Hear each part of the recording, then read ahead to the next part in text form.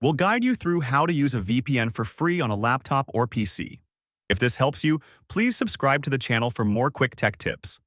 Open Google Chrome on your laptop or PC. In the address bar, search for free VPN extension.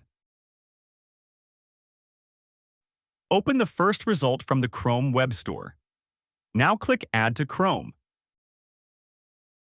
Then click Add Extension to confirm. Once the extension is installed, go to the extensions icon at the top right. Click on the VPN extension to open it.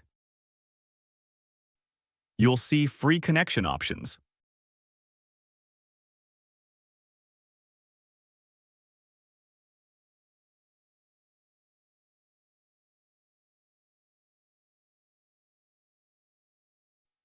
Choose any free location available.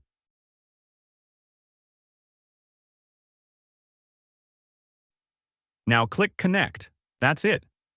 Your VPN is now active. Keep in mind this is completely free, but it comes with limited usage and speed compared to paid VPNs. Disconnect anytime by clicking the extension again.